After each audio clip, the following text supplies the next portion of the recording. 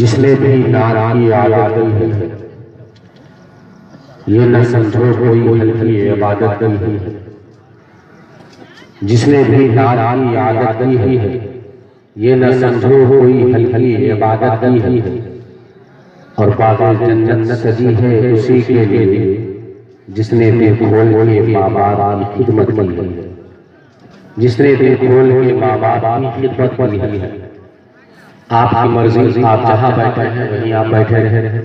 آپ کی مرضی ہے آپ اسٹیج کے قریب میں آ کر کے بیٹھے. آپ کی مرضی ہے آپ اور دور جا کر کے بیٹھے. کوئی آپ سے کوئی شکوہ شکایت نہیں کرے گا.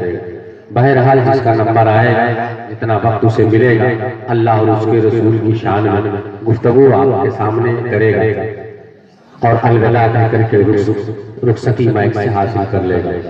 آج یہ بلا تاخیر اب شہر ہندوستان کی سرزمین سے آیا ہوا وہ المول رتن ہیرا خطابت کی دنیا کا